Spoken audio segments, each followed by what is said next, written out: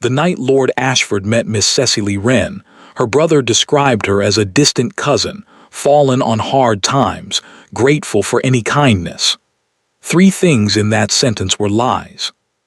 Cecily counted them as Edmund spoke, standing at his elbow in the drawing room of Ashford House with her hands folded, and her face arranged into the particular expression she had perfected over 23 years of being Edmund Wren's sister. Attentive, agreeable, quietly, invisibly elsewhere. Edmund was very good at this. He had always been very good at this, the warm voice, the self-deprecating pause, the way he made generosity toward someone else sound like a compliment to the person he was asking it of. Cecily had watched him do it her entire life. She no longer found it impressive. She found it, if anything, useful, because a man performing charm was a man not paying attention to what the person beside him was actually doing. She looked at the Duke of Ashford across the drawing room. He was not looking at Edmund, he was looking at her. Ah, thought Cecily, so it's going to be that kind of evening. She had planned for several kinds. She had not, she realized, planned quite carefully enough for this one.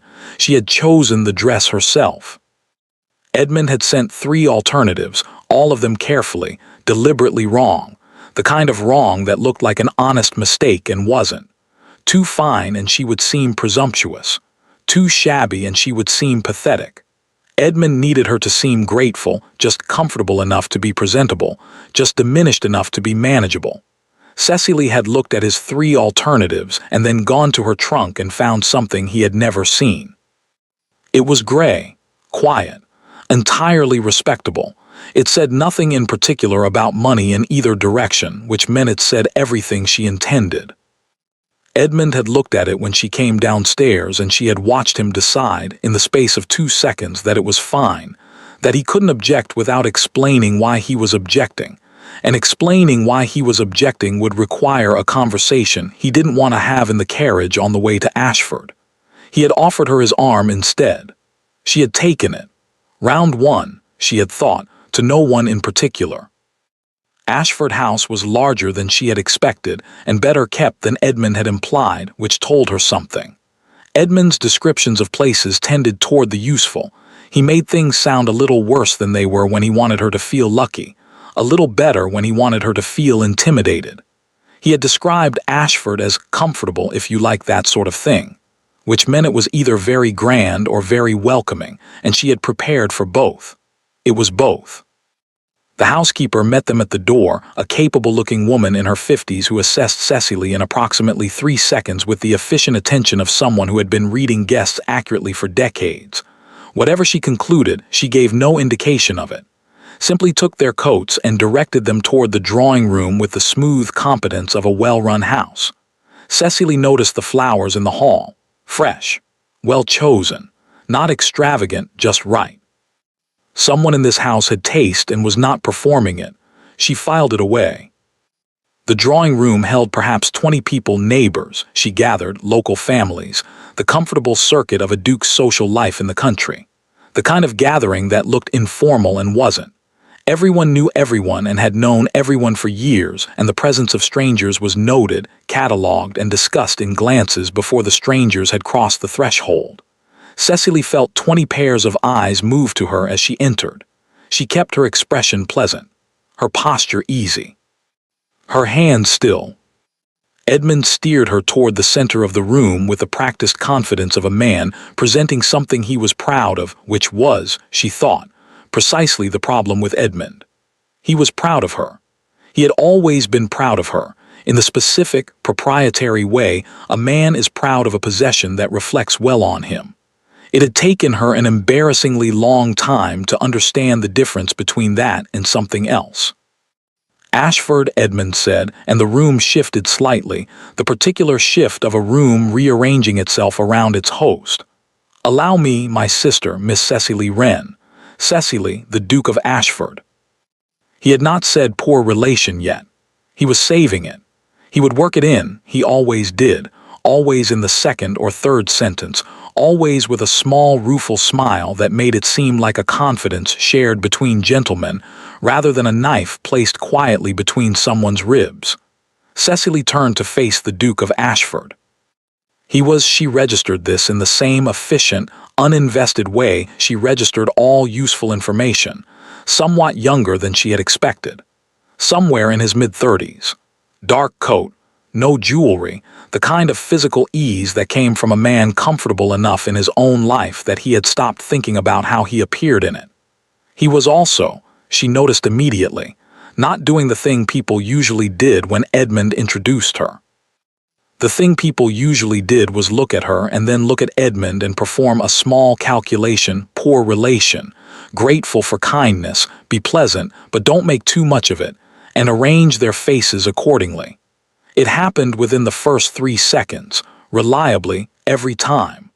The Duke of Ashford looked at her and did not do the calculation. He simply looked at her directly, without the social machinery running behind his eyes, and said, "Miss Wren, welcome to Ashford." "Thank you," Cecily said. "It's a beautiful house." "It has its virtues," he said. And then, and this was the part she had not prepared for, "Have you been to this part of the county before?" Not "How long have you been with your brother?" or "Edmund tells me you've had a difficult time of it," or any of the careful, managed questions people asked when they had already been told what to think of her. Just, "Have you been here before?" A real question. The kind you asked someone you were actually curious about. "Once," she said, "when I was 12, my father brought me." "What did you think of it then?" "I thought the grounds were extraordinary. I still do, from what I saw on the way in." Something shifted in his expression, a small movement of interest, genuine rather than performed. Edmund touched her elbow. "Cecily has always had a good eye," he said smoothly, stepping into the conversation with the particular skill of a man who has noticed it going somewhere he didn't plan for. "Though I'm afraid she hasn't had much opportunity to exercise it lately. It's been rather a difficult few years. We're very grateful for your hospitality, Ashford, very grateful indeed." There it was, third sentence, right on schedule. Cecily kept her expression pleasant. The Duke looked at Edmund with the brief, polite acknowledgement of a man receiving information he has already set aside, and then he looked back at Cecily. "The East Gardens are open tomorrow morning if you'd like to see them properly," he said. "Mrs. Holt will know the best time." "I'd like that very much," Cecily said. Edmund's hand on her elbow tightened very slightly. She did not look at him. The evening went on.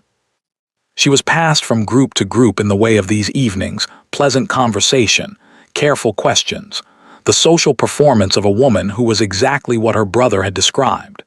She was good at it. She had been good at it since she was 16, which was when she had first understood that the most useful thing in a room full of people watching you was to give them precisely what they expected and keep everything else entirely to yourself. She watched Edmund work the room. She watched him charm the neighboring gentleman. She watched him compliment the lady beside him on her brooch with exactly the right mixture of admiration and knowledge. She watched him laugh, that warm, easy laugh, and saw the room lean toward it the way rooms always did with Edmund, pulled in by the gravity of a man who made everyone feel, briefly, that they were the most interesting person he had ever met. She had felt that once, a long time ago. She watched him and she watched the Duke, and she noticed that the Duke watched Edmund too, not with suspicion, not yet, but with the quiet attention of a man storing information. Perceptive, she thought. Good. She had been counting on the Duke being perceptive. It was a necessary part of the plan. What she had not been counting on was finding him, interesting. That was inconvenient. She made a small note of it and put it away. She was standing near the window at 9:30, studying the darkness of the East Gardens and calculating timelines, when she heard him beside her. "You don't look like someone fallen on hard times," the Duke said. She turned. He was standing close enough for the words to be private, not inappropriately close, just close enough. His expression was not accusatory. It was simply observant.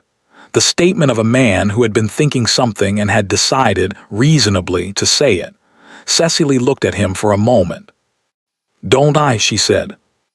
"No," he said, "you don't." She held his gaze for exactly long enough, then she turned back to the window. "The East Gardens," she said. "Are those the ones with the walled section? I thought I saw a wall from the drive." A pause. "Yes," he said. "The roses are dormant now, but in spring." "I look forward to seeing them," she said pleasantly, and turned toward the room and left him at the window. Behind her, she heard Edmund say something charming to someone across the room and the comfortable laughter that followed.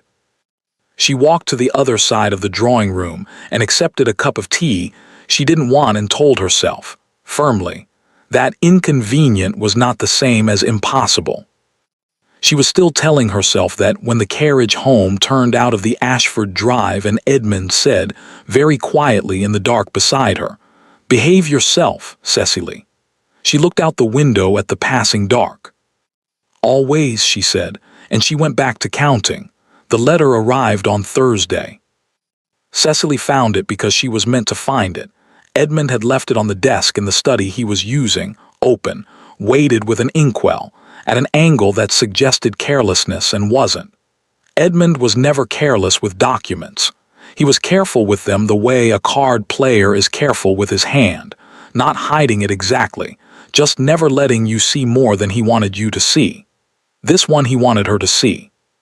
She read it standing without touching it, which was a habit she had developed 8 months ago when she first began to understand what Edmund had been doing and realized that the difference between evidence and knowledge was whether you could prove you'd seen it.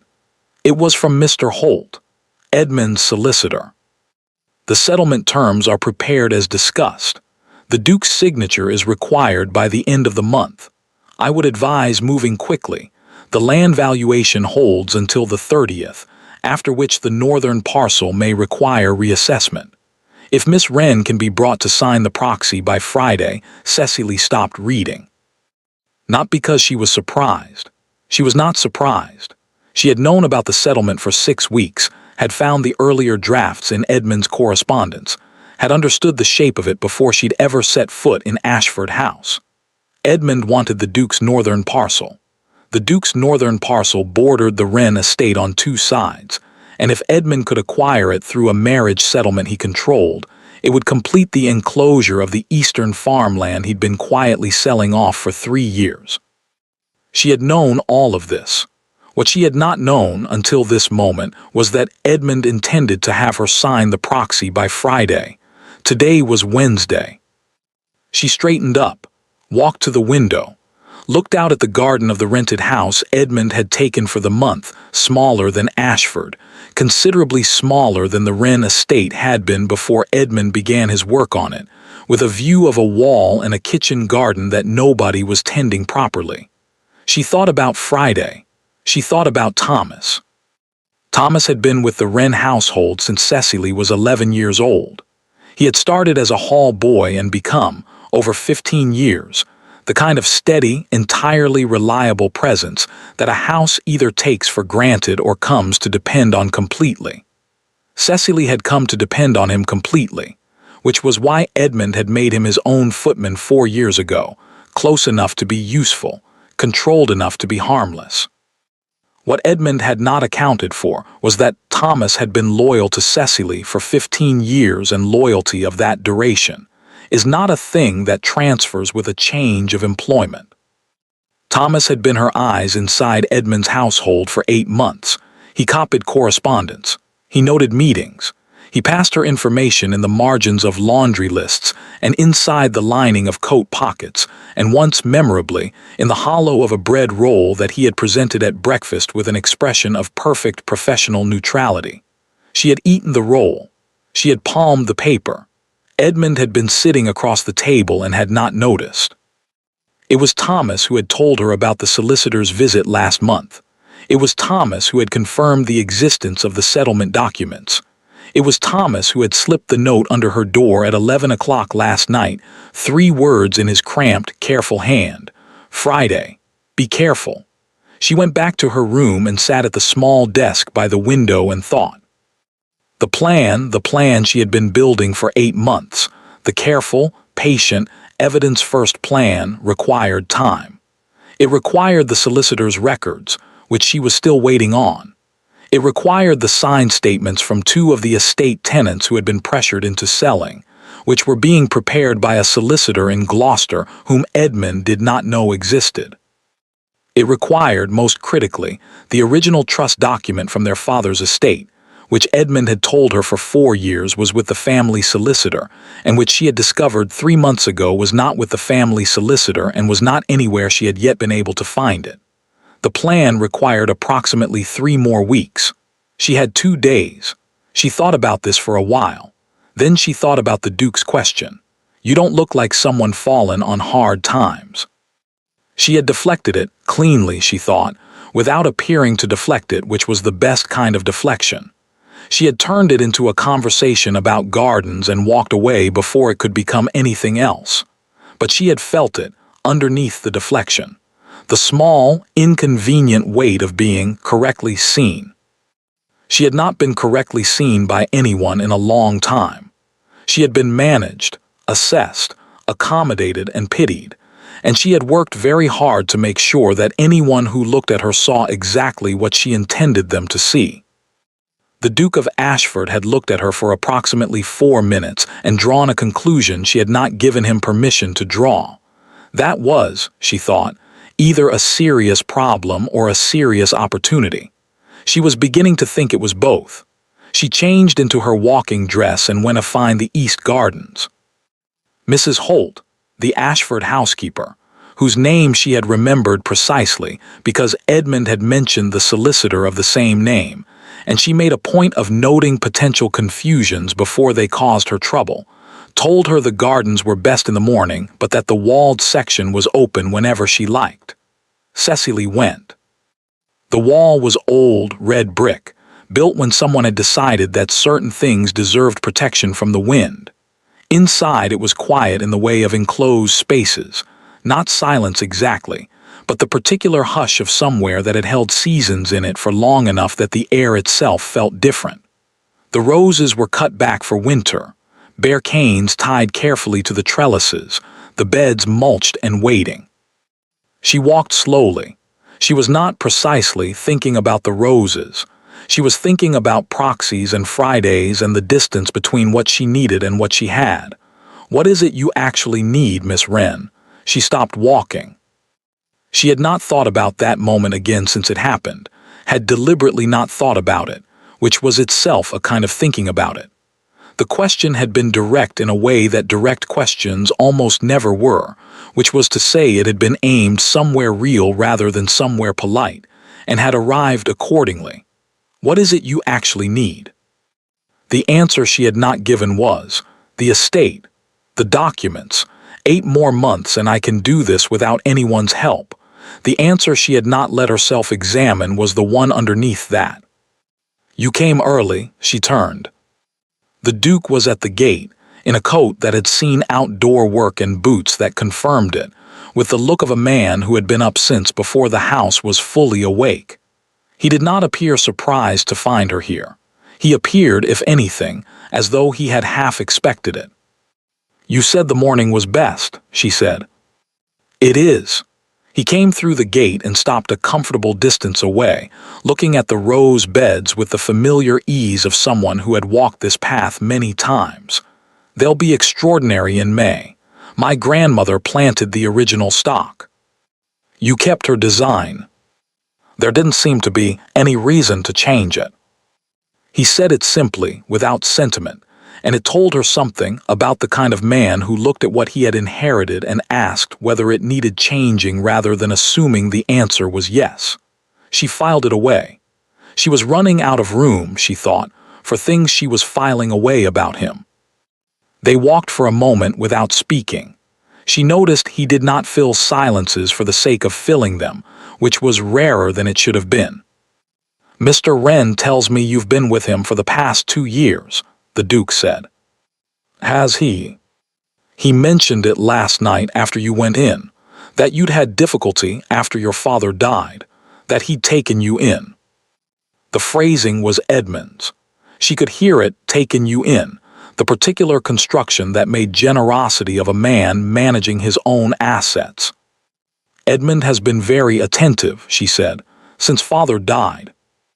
Your father's estate is in trust, she said. Edmund manages it. He's been very thorough. She kept her voice perfectly neutral. She watched the Duke receive this, watched him hear the words and hear, underneath the words, the thing she was not saying and decide what to do with the gap between them. He looked at her. Miss Wren, he said, if there is something you need to tell me about your brother, about the reason you're here, I would rather hear it from you. It was, she thought, extraordinary. She had been here less than 48 hours and he was already at the door of it, asking her to open it. Part of her wanted to. That was the inconvenient part, the part she had been filing away and running out of room for. The other part of her knew that she could not open that door yet. Not without the documents, not without the statements from Gloucester, not without something more than her word against Edmonds, because her word against Edmonds was a fight she had already tried to have and already lost.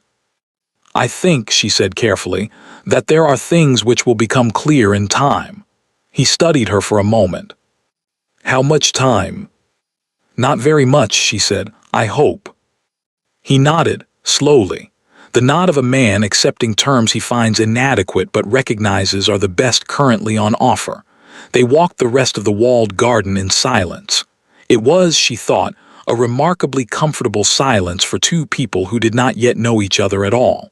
That was, she decided, the most inconvenient thing of all. Thomas found her at noon. She was in the small sitting room Edmund had designated as hers, a room with good light and a view of the drive, which she had chosen for the view of the drive, and he came in with the tea tray and set it down and did not leave. She waited until the door was closed. Friday, she said. Tonight, miss, his voice was very low. He moved it. Mr. Holt is coming tonight. Cecily set down her cup. Tonight, she repeated. After dinner. He told me to make sure you retired early, said you'd been tired from the journey. She was quiet for a moment. Edmund was good. She had always known Edmund was good. But there was a difference between knowing someone was capable and watching them move faster than you had calculated, and that difference had a particular quality to it, cold, focused, clarifying. The documents from Gloucester, she said. How long? A week at least, miss, maybe more. And the original trust document, any word. Thomas hesitated, just slightly. Thomas, I think I know where it is, he said. I think he has it with him, here, in the case he keeps locked. Cecily looked at him. You think? I've seen him take something from it twice, and put it back quickly when he heard me coming. The dimensions would be right for. Don't, she said. Don't go near it if he finds you. I know. Promise me. Thomas looked at her. He had been with the Wren household for 15 years, and he had the look now of a man who had made a decision some months ago about which side of a line he was standing on and was entirely at peace with it. I promise, he said. She nodded. After he left, she sat for a long time looking at the drive. She thought about tonight. About Edmund and Mr. Holt and a proxy she was not going to sign. She thought about how many ways she could refuse and how many of those ways Edmund could manage and what would happen after tonight when he understood that she was not going to cooperate. She thought about a locked case and a document she needed and a promise she had just extracted from the one person she could not afford to lose. Then she thought about the Duke. She thought about how much time, and not very much, I hope, and the particular, careful patience of a man who had decided to wait when he didn't have to. She picked up her pen. She wrote a note, short, no salutation, the kind of note that could be from anyone to anyone if Edmund found it. The East Garden, 6 o'clock. She folded it. She would decide, she told herself on the walk over, exactly how much to say. She was fairly certain, by the time she reached the gate at 6 o'clock and found him already there, that she had been deciding since the moment she arrived. He was there before her. She had half expected, if she was honest, that he would not come at all, that the note would seem too strange or too presumptuous or simply too much, and that she would stand at the gate of the walled garden at 6 o'clock feeling like a woman who had miscalculated badly. He was standing at the far end of the garden with his hands behind his back, looking at the dormant roses in the low winter light, and he turned when he heard the gate and looked at her with the expression she was beginning to recognize, that direct, unperformed attention that kept catching her unprepared. "Miss Wren," he said. "Thank you for coming," she said. "I was curious," he said simply, and waited. She had rehearsed 3 versions of this conversation on the walk over. The first was careful, give him one piece, the smallest piece, enough to establish that she was not what Edmund had described without giving him anything he could act on prematurely. Keep it controlled. Keep it managed. The second was slightly less careful, 2 pieces, the estate and the trust, enough to make him understand the shape of things without the specifics that required documentation. The third she had dismissed almost immediately because it involved telling him everything, and she had not told anyone everything in 8 months, and was not about to start in a walled garden at dusk with a man she had known for 48 hours. She had arrived at the gate intending the first version. She looked at him standing in the low light with the winter roses behind him, and the patience of a man who had decided not to fill the silence, and she said, "My brother did not describe me accurately." "No," the Duke said, "I didn't think he had. I am not a poor relation. I am not fallen on hard times. I have never been dependent on Edmund's generosity." She kept her voice even. "My father left his estate to me directly. I have been the primary beneficiary of the Wren Trust since I was 19 years old." The Duke was very still. "Edmund is trustee," she continued. "He was appointed because I was 19 and my father believed, reasonably, at the time, that I would benefit from guidance during the transition." She paused. "My father died before he had the opportunity to observe what that guidance would look like in practice." She stopped. That was the first piece, the smallest piece. She had given it cleanly and it was out now in the cold air between them, and she watched him receive it. He was quiet for a moment. "How long?" he said. "4 years." "Has anyone else?" "No," she said. "No one who could do anything useful." He nodded. Not the nod of a man performing sympathy, the nod of a man processing information, organizing it, placing it alongside other things he had already noted. "The settlement," he said. She looked at him. "Edmund has spoken to my solicitor," he said. "Twice in the last month. He mentioned a possible arrangement, land, adjacent parcels, terms to be discussed." He paused. "I didn't pursue it. Something about the approach felt," he considered, "premature." "Edmund tends to work quickly," Cecily said. "Yes," said the Duke, "I've noticed." She looked at him, at the careful, organized way he was putting this together, the pieces she had given, and the pieces he had already gathered himself, and felt something she had not felt in a very long time. Not relief exactly, something more cautious than relief. The tentative, almost suspicious recognition that she was not, at this particular moment, entirely alone in the room. She had been alone in the room for 4 years. She did not trust the feeling, but she noted it. "Can I ask you something?" the Duke said. "You can ask," she said. "I may not answer." "Fair," he looked at her directly. "You came here on purpose, didn't you?" She held his gaze. "Edmund brought me," she said.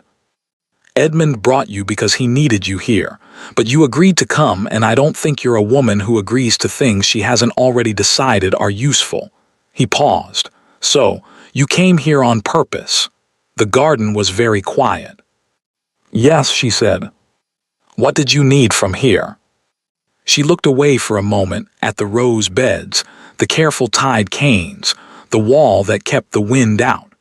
Someone had built that wall because they understood that certain things needed protection to grow. She had always liked that about enclosed gardens. "Time," she said finally. The situation at home has been accelerating. I needed to be here where I could see what he was doing while I waited for certain processes to complete. What processes?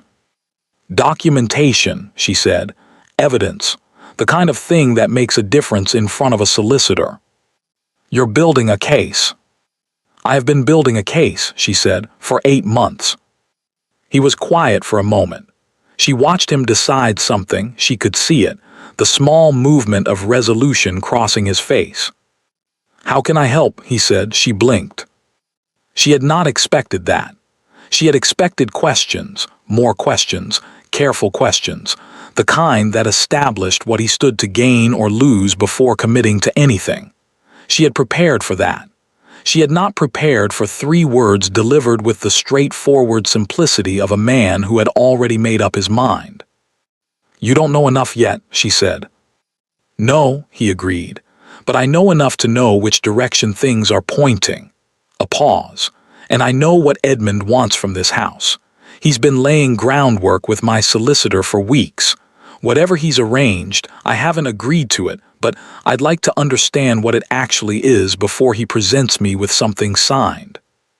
He'll present it tonight, Cecily said. The Duke looked at her. His solicitor is coming after dinner, she said. I was supposed to retire early. Edmund intended to, she stopped.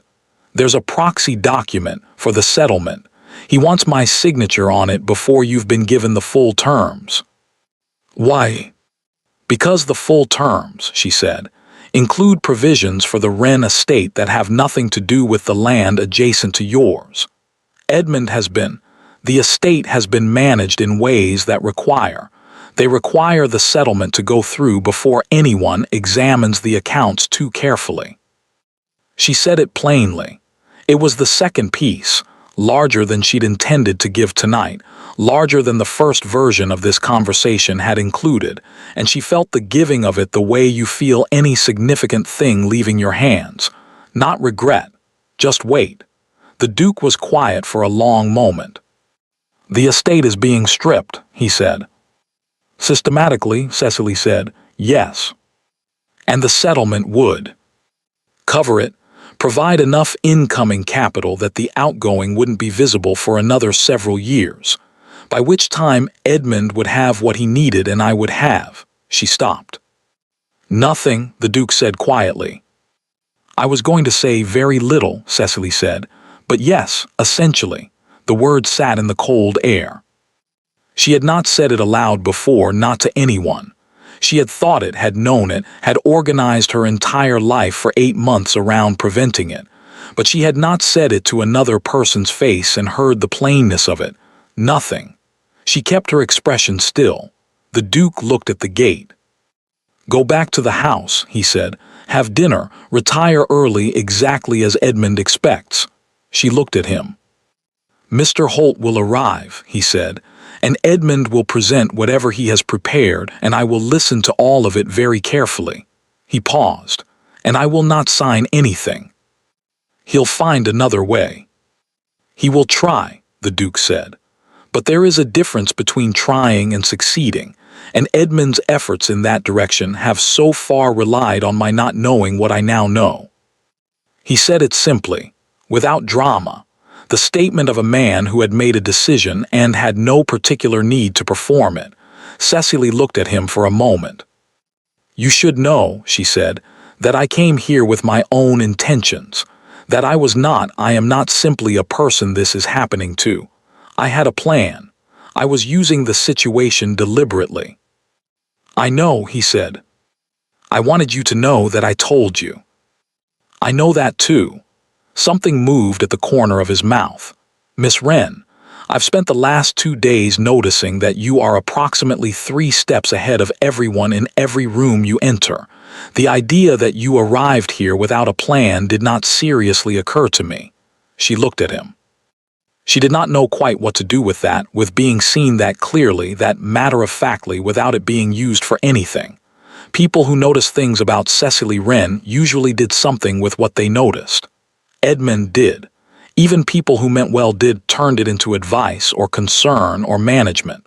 The Duke had noticed and simply said it, as a fact, as something he found, if anything, straightforward. "You should go in," he said, "before Edmund notices you've been out." She turned toward the gate. "Miss Wren," she stopped. "The documents you're waiting for from wherever you've had them prepared. When they arrive." "I'll tell you," she said, "when they arrive." She went back through the gate. The cold air followed her across the garden, and she did not look back, which was a discipline she had been practicing for 4 years, and which had never, until this particular evening, felt like it required quite so much effort. Dinner was lamb and 2 remove courses, and Edmund at his finest. He was charming in the particular way he was always charming when he was nervous, just slightly more of everything, the warmth a degree warmer, the laughter a beat quicker, the attention to the Duke so precisely calibrated that anyone watching would have thought them old friends rather than men who had met a fortnight ago. Cecily ate her lamb and watched Edmund perform and counted. The Duke ate his lamb and spoke pleasantly about the northern parcel and the spring planting and the history of the eastern boundary wall, and gave no indication whatsoever that he had spent the last hour in a walled garden being told the true shape of things. He was, she thought, very good at this. Not Edmund's kind of good, not the warm performance of a man making you feel seen in order to manage you. Something quieter. The ability to sit with knowledge and not let it move across his face before he was ready. She found it, she noted filed, did not examine, extraordinarily reassuring. At 9 o'clock Edmund said, "Cecily, you look tired. Don't feel you must stay up on our account," with the particular solicitude of a man disposing of an inconvenience. "You're right," she said. "I am tired. Good night, Edmund." She did not look at the Duke. She went upstairs. She sat in the chair by the window in her room with her coat still on and her hands folded in her lap, and she listened to the house. At 9:30 she heard a carriage. Mr. Holt. At 10 o'clock she heard voices from the study below, indistinct, the low, careful sound of men discussing business. At 10:30 the voices stopped. At 20 minutes to 11 she heard a door close and a carriage leave. At 11 o'clock she heard footsteps in the corridor outside her room, Edmund's. She knew his tread pausing outside her door. She did not move, did not breathe differently. The footsteps moved on. She sat in the chair for another hour. Then Thomas knocked very softly twice, and she opened the door. His face told her before he spoke. "He didn't sign," Thomas said. "The Duke." Mr. Holt presented everything and the Duke listened, and then he said he needed more time to review the terms, and Mr. Holt left without the signature. Cecily breathed. "Edmund," she said. "Angry," Thomas said carefully. "Very quiet, he's in the study." She nodded. "Thomas," she said, "be careful tomorrow, be very careful." "I will, miss." She closed the door and went to the desk and sat down and allowed herself, in the dark, alone, where no one could see, approximately 30 seconds of something that was not quite relief and not quite gratitude, and was, in its way, more overwhelming than either. Then she picked up her pen. There were documents to request and timelines to revise, and a plan that needed adjusting for the fact that it now had, for the first time in 8 months, more than one person in it. She began to write. Edmund was pleasant at breakfast. That was how she knew. Edmund was always at his most pleasant when he had decided something, when the calculation was complete and the path was clear and all that remained was the execution. The warmth came back, the ease, the particular quality of a man who had stopped being worried because he had found a solution, and the solution, whatever it was, satisfied him. Cecily ate her toast and watched him be pleasant and counted the things she did not know. She did not know what he had decided. She did not know how much he had understood from last night, whether he had concluded the Duke was simply cautious, or whether he had begun to suspect something more specific. She did not know where Thomas was. He had not appeared at breakfast, which he always did, which was the detail that sat at the back of her mind like a stone in a shoe, small and impossible to ignore. "You slept well?" Edmund asked. "Very," she said. "Good." He poured his coffee. I thought we might ride this morning. The Duke has offered the use of his stables." "I'd like that," she said. He smiled. She smiled back. They were, she thought, both extraordinary at this. She found out about Thomas at 10 o'clock. She had gone to the stables on the pretense of choosing a horse and found instead the Duke's head groom, who told her with the careful neutrality of a man passing on information. He had been asked to pass on that Mr. Wren's footman had been sent ahead to the rented house that morning with luggage and would not be returning. Cecily stood in the stable doorway. "Sent ahead," she said. "That's what Mr. Wren said, miss." She thanked him. She walked back across the yard and through the kitchen garden and into the house and up to her room, and closed the door and stood in the middle of it for a moment with her hands at her sides. Thomas. Edmund had moved Thomas. Not dismissed, sent ahead, which meant he was still employed, still ostensibly under Edmund's control, still far enough away that he could not pass notes under doors or copy correspondence or stand in a kitchen and listen to what was said. It was not a punishment. It was a removal. Edmund had understood something. Not everything. If he had understood everything, the response would have been different, louder, and she would already be in a carriage home. But enough.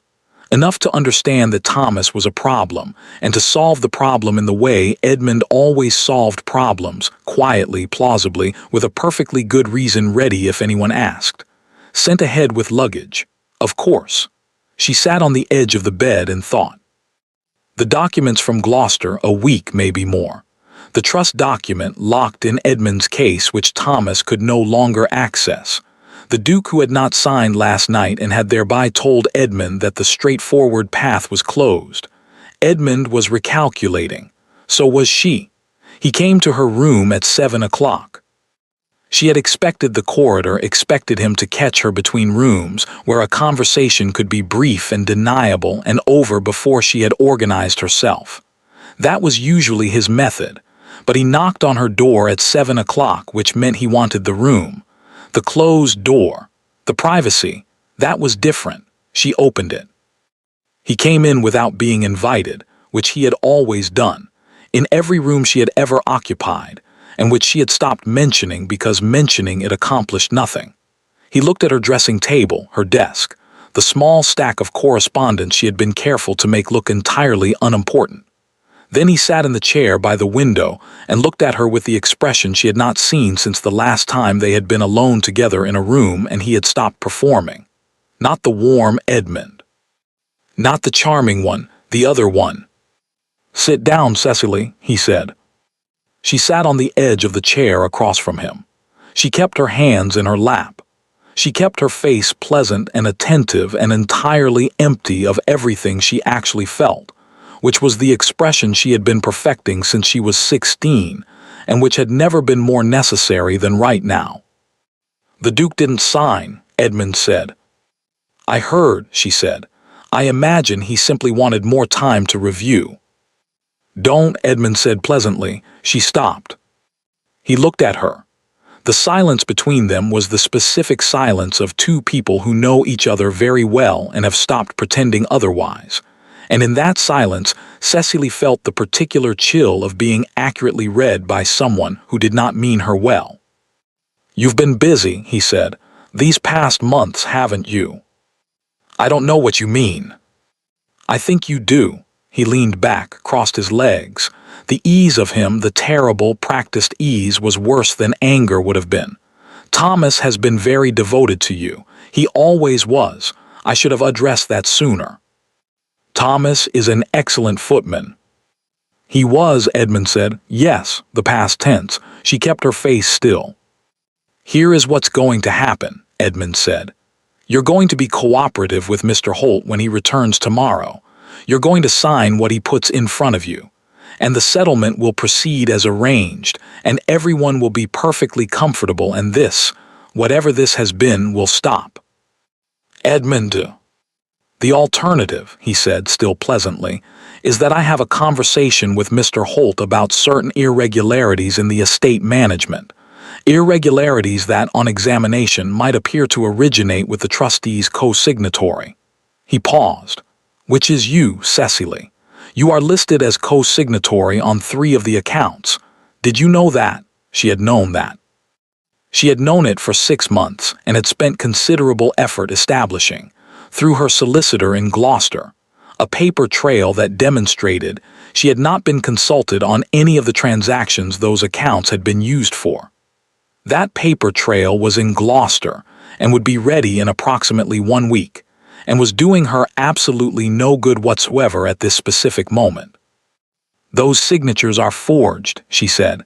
Her voice was very level. "Are they?" Edmund said. "That's a serious accusation.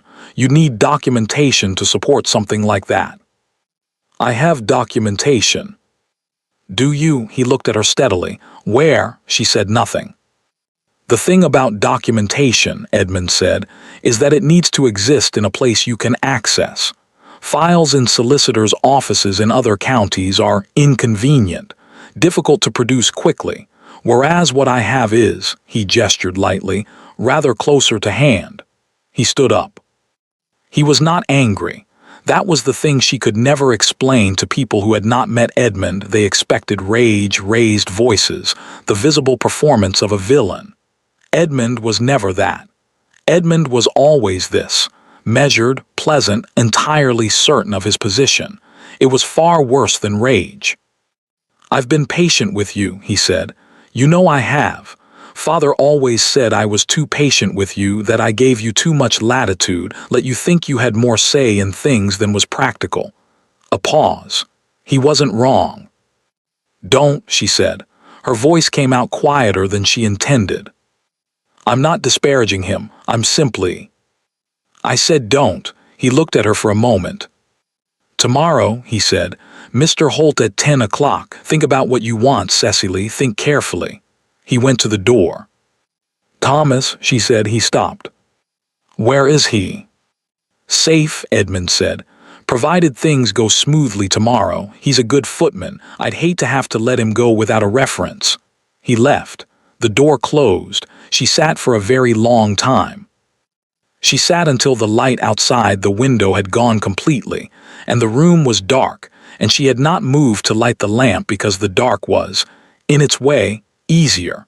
Because in the dark there was no desk to look at, no correspondence to review, no evidence of the 8 months of careful work that was currently sitting in Gloucester being entirely useless.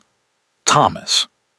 She had promised herself at the beginning of this that she would not let anyone else become collateral. She had been meticulous about it. She had kept Thomas at arm's length for months, had limited what she asked of him, had told him 3 times to step back if it became dangerous. He had not stepped back. And now he was somewhere safe, Edmund said, which meant safe until he wasn't, which meant safe as long as she cooperated, which was not safe at all.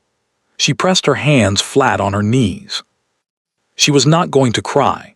She had not cried in front of Edmund since she was 22 and had not done it since because it accomplished nothing and cost everything, and she was not going to start again in a dark room because her brother had outmaneuvered her on a timeline. She was going to think. She thought about tomorrow, about Mr. Holt and the proxy and what happened if she signed and what happened if she didn't. She thought about Gloucester and the documents that were not ready. She thought about the trust document in Edmund's locked case, which Thomas could no longer reach. She thought about the Duke, who had not signed last night and did not know why it mattered, who had said "how can I help" with the straightforward simplicity of a man who had decided and meant it. She thought about what she had told herself 8 months ago when she began. "I will not ask anyone for help. I will not put anyone else in the path of this. I will do it myself, with documentation properly, and when it is done it will be done completely and no one else will have paid for it." She had meant every word of that. She picked up her coat. The house was quiet at 9:30. She went down the back stairs and through the side door and across the dark garden, and the cold hit her the way it always did when she had been sitting still too long, sharply, usefully, like a hand against the face. She knew where his study was. She had noted it on the first day. She knocked. A pause, then, "Come." He was at his desk with a lamp and a letter he set aside when she entered. He looked at her, at the coat, the hour, whatever was on her face, and stood up. He did not say Miss Wren or this is unexpected or any of the things that would have required her to perform composure she was not certain she had left. He said, "Sit down." She sat. He sat across from her. He did not reach for the bell to call for tea or ask her if she was all right or do anything except look at her with that direct, uncomplicated attention and wait. She had rehearsed, on the walk across the garden, the careful version, the strategic version, the version that gave him what he needed to know without costing her anything she wasn't prepared to spend. She looked at him in the lamplight and found that she was very tired. "Edmund came to my room tonight," she said. "I thought he might," the Duke said, "after last night. He wants me to sign the proxy tomorrow, Mr. Holt at 10. "What did you tell him?" "Nothing," she said. I hadn't decided." "And now?" She looked at her hands, at the lamplight on the desk between them, at the letter he had set aside when she knocked. "Thomas," she said, "my footman. Edmund sent him away this morning out of reach. Edmund made it clear that Thomas's situation depends on my cooperation." She said it plainly. She had intended to say it differently, more controlled, more managed, but plainly was what came out and she did not take it back. The Duke was quiet for a moment. "Where is he said. "The rented house, I think, about 4 miles. He stood up, went to his desk, wrote something briefly, a note, short, folded and sealed before she could see it, and rang the bell. His footman appeared. "Tonight," the Duke said, "take this to the Wren house on the Ashford Road. There is a footman there named Thomas. Bring him back here. Give him the note first so he understands." The footman left. Cecily looked at the Duke. "You didn't ask me if that was the right thing to do," she said. "Was it not?" "No, it is. She stopped. "You didn't ask." "You came here at 9:30, he said, "which tells me you had already decided something needed to happen tonight. Thomas seemed like the clearest thing." He sat back down. "Now, tell me the rest," she told him. All of it, not the careful version, not the strategic version. The whole 8 months. The accounts and the forged signatures and the solicitor in Gloucester and the trust document in Edmund's locked case and the timeline that was 1 week too long. She told it the way she had never told it to anyone, straight through, without managing how it landed, without watching his face to calibrate what came next. When she finished, the lamp had burned lower and the room was quieter than it had been. The Duke was quiet for a moment. Then he said, "The trust document, you need the original. Without it, everything else it's harder. It's possible, but it takes longer, and Edmund can contest." "I have a locksmith," the Duke said. "On the estate, very discreet." She stared at him. "Edmund's case," he said. "If it's here in this house, it's accessible." She stopped. "That's theft." "It's retrieval," he said, "of a document that belongs to you."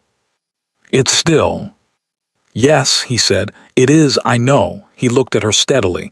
"Do you want it or not?" She looked at him. She thought about 8 months of being meticulous and careful and correct, about doing it properly, with documentation, through the right channels.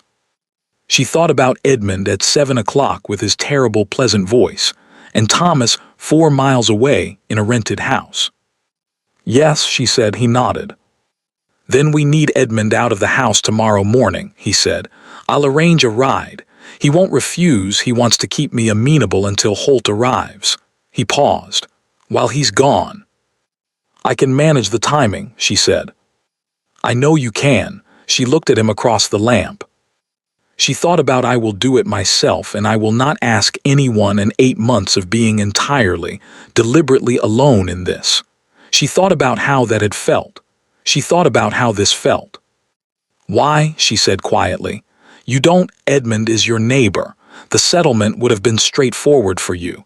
You'd have gotten the land. The terms were—" "The terms," the Duke said, were built on 8 months of lies and 4 years of theft, and the person they were designed to leave with nothing is sitting in my study at 9:30 because she has run out of other options." He said it without heat.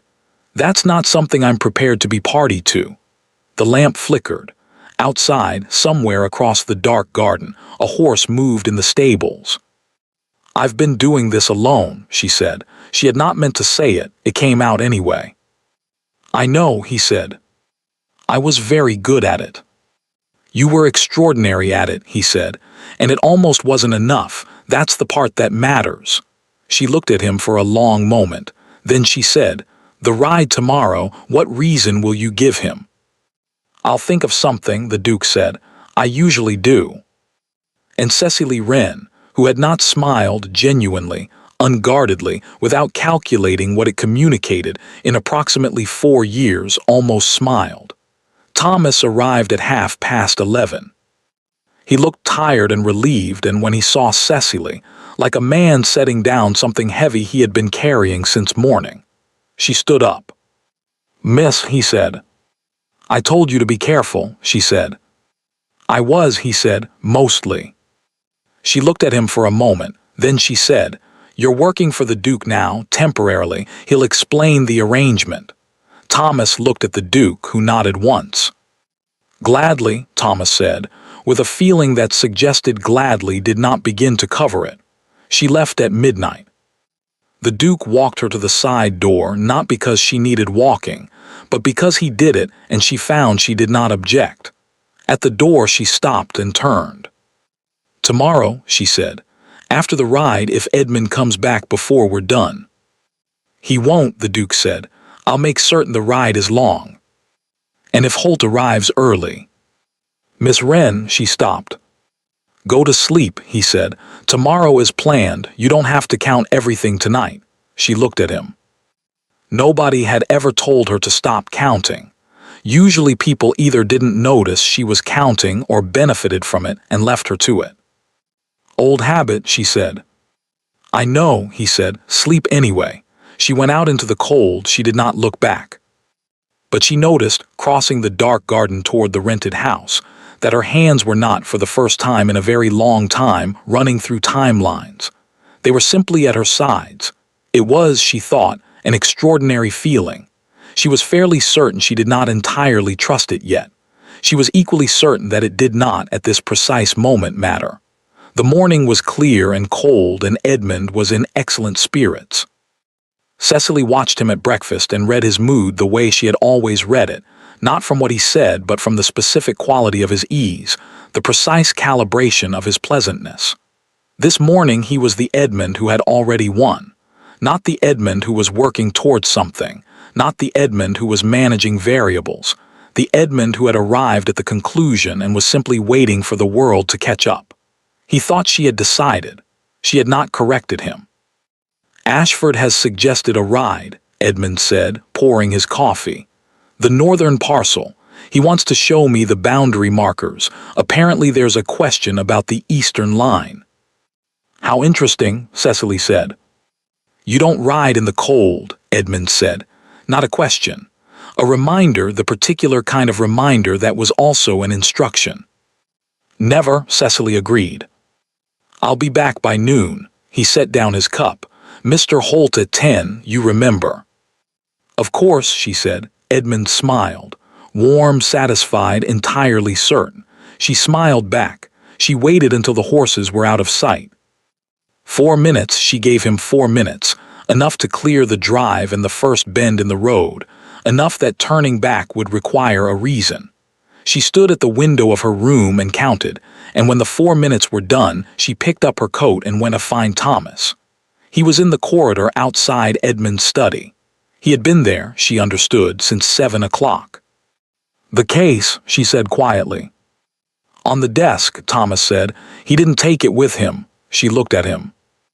"I noticed this morning," he said. "When I brought his coat." She took a breath. She had spent a portion of the night, the portion after she was supposed to be sleeping, the portion the Duke had specifically told her not to spend on timelines, thinking about this, about what it meant to take the case, about the line between retrieval and theft, and where exactly she was standing relative to that line. She had concluded, somewhere around 3 in the morning, that the line mattered considerably less than Thomas, standing in a rented house 4 miles away wondering if his situation was going to resolve itself. "The locksmith," she said. "Waiting downstairs," Thomas said. "The Duke sent him at 7. The locksmith was a small, quiet man named Garrett who looked at the case with the professional detachment of someone who had been asked to open a great many things in his life, and had developed no opinions about any of them. "5 minutes," he said. "It took 3. The document was there." She had known it would be. Thomas had been right. The dimensions were correct. She had done the calculation 3 times. But there was a difference between knowing and seeing. And when she lifted it out of the case and unfolded it and saw her father's handwriting at the top of the first page, she felt something move through her that was not quite any emotion she had a word for. The original trust document, signed by her father, dated 11 years ago when she was 12, and he had been thinking about the future with the particular careful attention of a man who understood that futures required preparation. Her name, her estate, her father's intention, clear and unambiguous and entirely unlike what Edmund had been doing with it for 4 years. She stood at Edmund's desk and read it all the way through. Thomas stood at the door. The locksmith was already gone. She had brought her own case, small, leather, the one she kept her correspondence in. She placed the trust document inside it. Then she looked at the rest of the case's contents. Letters, most of them from Mr. Holt. She read the first 2 quickly and understood within 3 sentences that they were more useful than the trust document, specific, detailed, with numbers and dates and instructions that constituted, if she was reading them correctly, a fairly comprehensive record of exactly what Edmund had been doing and when. She took those too. She told herself as she did it that she was taking evidence, documentation, the kind of thing that made a difference in front of a solicitor. She was aware that she was also, technically, going through her brother's private correspondence. She found she was at peace with this. She was back in her room at 8:30 with the case on her desk, and the fire burning in her hands, steadier than she would have expected, folded in her lap. She had 1 hour before Mr. Holt arrived. She spent 20 minutes of it writing a letter to her solicitor in Gloucester, detailing what she had found, and what she needed him to do with the documents she would send by this evening's post. She spent 15 minutes reading through the letters from Mr. Holt more carefully and noting, in the margins of her own paper, the specific dates and figures that mattered most. She spent the remaining 25 minutes sitting quietly in her chair, looking at the fire, doing nothing in particular. This last was unusual for her. She was not generally a person who sat quietly doing nothing. She was a person who used available time. She was, she thought, perhaps a little tired. Not the tired of a bad night. She had had bad nights before, and this was not that. Something different. The particular tiredness of a person who has been holding something very heavy for a very long time and has just, in the last 12 hours, been allowed to set part of it down. She thought about the Duke saying you don't have to count everything tonight. She thought about the fact that she had, in fact, counted a great deal after that, but had also, at some point between the counting, slept. She thought about how she had walked back across the dark garden with her hands simply at her sides. She was still thinking about this when there was a knock at her door. It was not Mr. Holt. It was the Duke, in his riding coat, with the particular look of a man who has been riding faster than strictly necessary. "You're back," she said. "It's not noon." "No," he said. Edmund had questions about the eastern boundary that required more detailed answers than I was prepared to give, so I suggested we continue the conversation over the settlement documents this afternoon, which gave him reason to come back willingly. He paused. "He'll be here in 10 minutes. Did you?" "Yes," she said. He looked at her, at the case on her desk. "Everything." The trust document and 8 letters from Mr. Holt that are considerably more useful than I expected. Something moved across his face, relief, she thought, and something else, something quieter. Good, he said, then we have 10 minutes. For what? For you to tell me what you need from the next 2 hours, he said, before Edmund walks through that door and Mr. Holt arrives and we have to behave as though none of this morning happened. She looked at him. She thought about 8 months of planning alone, of knowing exactly what she needed and exactly how to get it, and never having to explain it to anyone because there had been no one to explain it to. She thought about how strange it was to be asked. How strange, and how, she noted this, filed it, did not examine it entirely, unexpectedly welcome. I need Edmund to believe, until this afternoon, that I am going to sign, she said. I need Mr. Holt to arrive and present the documents, and I need witnesses in the room when I don't. I can arrange witnesses. Lady Partridge, she said, if she's willing, she noticed Edmund, you said so, she should be there. She will be delighted, the Duke said, with the expression of a man who knew his aunt very well. Genuinely delighted. I would not deprive her of this for anything. And I need, Cecily said, for Edmund to understand when it happens that it is finished. Not delayed, not renegotiable, finished. Yes, the Duke said. He'll try to manage it, she said. He always does. He'll find the angle that makes it seem like there's still a path. Not this time, the Duke said quietly. The letters from Holt, those aren't something he can manage away, not in front of witnesses, she nodded.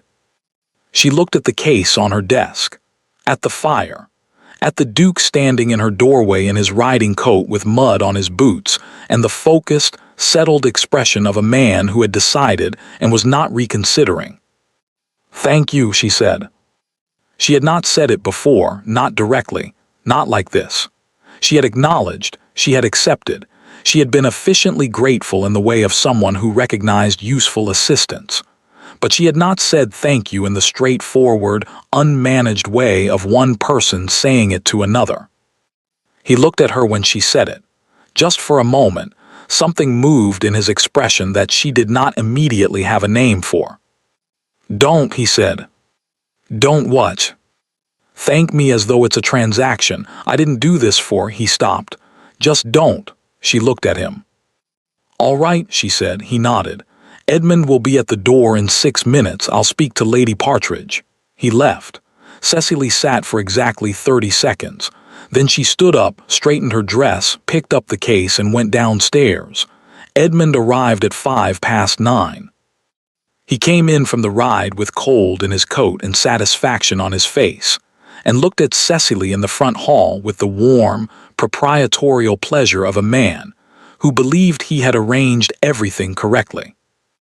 Good morning, he said. You look rested. I slept well, she said. Good, he handed his coat to the footman. Holt at 10, we'll use the study. Of course, she said. She walked beside him toward the study, and her face was pleasant and attentive and entirely arranged.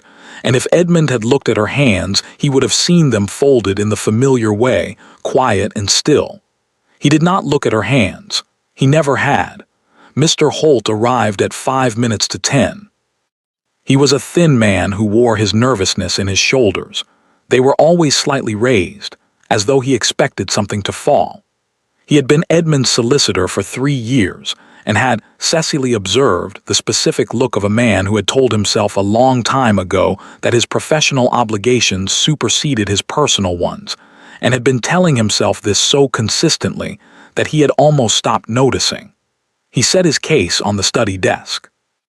Edmund introduced Cecily with the particular warmth of a man presenting a fait accompli.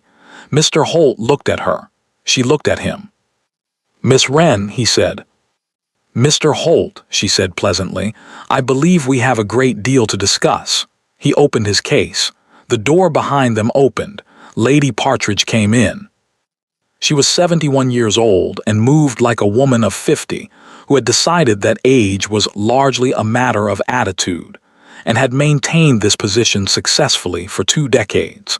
She was wearing dark red, and an expression that suggested she had been waiting for this particular morning for quite some time. "Lady Partridge," Edmund said, and his pleasant voice did not quite cover the surprise. "I wasn't aware you'd be joining us." "No," said Lady Partridge, sitting down in the chair nearest the fire with the decisiveness of a woman claiming territory. "I imagine you weren't." The Duke came in behind her. And behind him, Cecily had arranged this. She had asked Thomas, and Thomas had been extremely efficient. Two of the Duke's neighbors who had stopped by that morning for entirely unrelated reasons and had been, very naturally, invited to sit in on a brief business matter. Edmund looked at the room. She watched him count the people in it. She watched him understand that the room was not what he had arranged. He looked at her.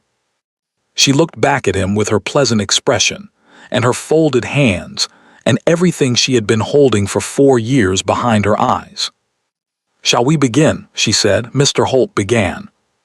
He presented the settlement terms with the careful efficiency of a man performing a task he had done many times, and Cecily listened and noted, and let him speak.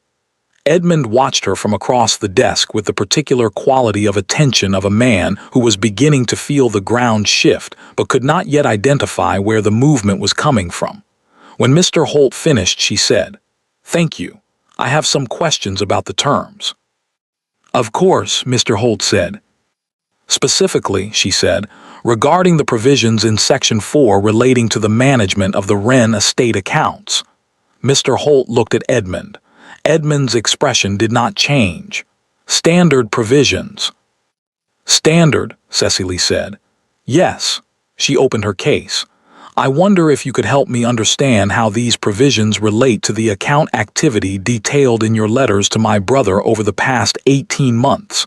She placed the first letter on the desk. Mr. Holt's shoulders went up another half-inch. "Where did you—" "The second letter," she said, placing it beside the first, "addresses the northern farmland sale specifically. The third concerns the tenant arrangements. The fourth—" "Cecily," Edmund's voice, still pleasant, still controlled, "the last of the control. The fourth is perhaps the most interesting," she said, "because it predates the sale by 3 weeks and includes, in the third paragraph, a specific instruction regarding my signature." She placed the fourth letter in the center of the desk where everyone in the room could see it. The room was very quiet. Lady Partridge, by the fire, had not moved. She was reading the letter closest to her with the focused attention of a woman who reads quickly and retains everything. The neighbors looked at Edmund. The Duke looked at no one. He was standing near the window in the way he stood when he was paying the most attention, still, slightly turned, like a man who has arranged himself so that nothing in the room escapes him. Edmund looked at Cecily. And Cecily looked at her brother, at the face she had known her entire life, the face that had been warm and charming and terrible in equal measure for 23 years. And she put the trust document on the desk beside the letters. "I also have this," she said. Mr. Holt stood up. "I need to." He reached for his case. "Mr. Holt," the Duke said from the window without raising his voice, "I'd ask you to stay." Mr. Holt sat down. Edmund said nothing for a long moment. She had expected, she realized, something, the charm rerouted, the angle found, the version of this that Edmund could manage. She had prepared for it. She had gone through, in the small hours, every path he might take and what she would say to each of them. He didn't take any of them. He looked at the letters on the desk. He looked at the trust document. He looked at the room, Lady Partridge by the fire, the neighbors with their careful faces, Mr. Holt with his raised shoulders, and he understood, with the specific, accurate intelligence that had always been both his greatest asset and now his undoing, that there was no path. Then he looked at Cecily. He said, "Father trusted me with this." Not an argument, not a performance. Just the thing he had been telling himself, she understood, for 4 years. The story he had constructed to make it something other than what it was. She looked at him. "Father trusted you with me," she said quietly. "That's what he did, and you decided that meant the same thing as the estate." Silence. It didn't, she said. It never did. Edmund was still. And Cecily Wren, who had been counting her brother's lies for 23 years and had not cried about any of them since she was 22, felt something shift in her chest that she was not going to examine in a room full of people. She picked up the trust document. She held it in both hands. "I will not be signing the proxy," she said. "Mr. Holt will provide full disclosure of the account activity to my solicitor in Gloucester, who is expecting his correspondence by Friday. The Wren estate management will transfer, with immediate effect, to an independent trustee to be named by the court." She looked at Mr. Holt. "I imagine," she said, "that you have a great deal to think about." Mr. Holt, whose shoulders had not descended at any point in the last 20 minutes, gathered his case and left. The neighbors stayed long enough to establish, clearly and collectively, that they had witnessed everything. Then they left. Lady Partridge stood up from her chair by the fire and smoothed her skirts and looked at Edmund with the expression of a woman who has known something for some time and has been entirely patient about waiting for the rest of the world to catch up. She said nothing. She patted Cecily's hand once briefly as she passed. Then she left. Edmund left last. He did not say anything else. There was, she thought, nothing left to say, and Edmund had always known when a room was finished. He picked up his coat from the chair where he'd left it. He walked to the door. He stopped. "The letters," he said without turning. "How long have you had them?" "Since this morning," she said, a pause. "And before that?"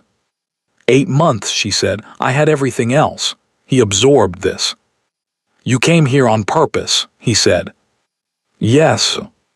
To finish it."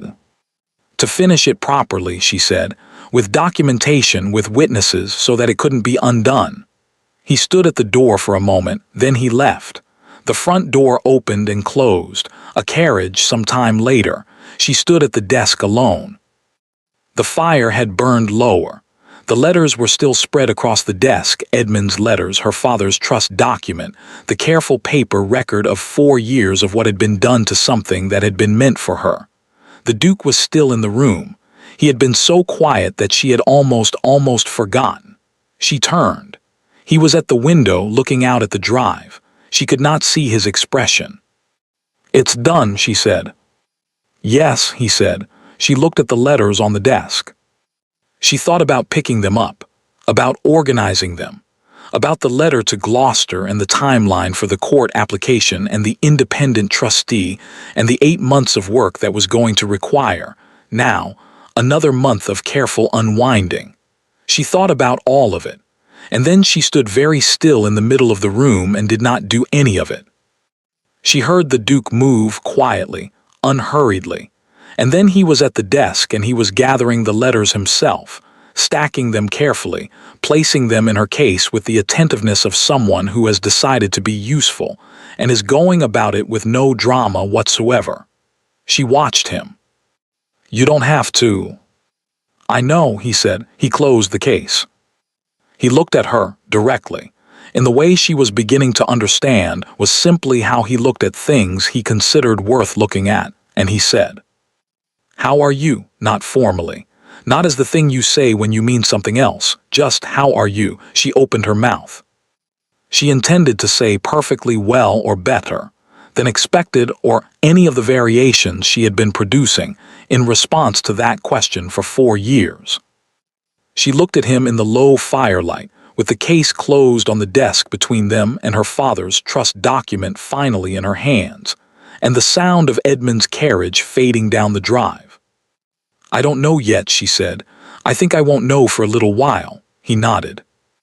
"That's fair," he said.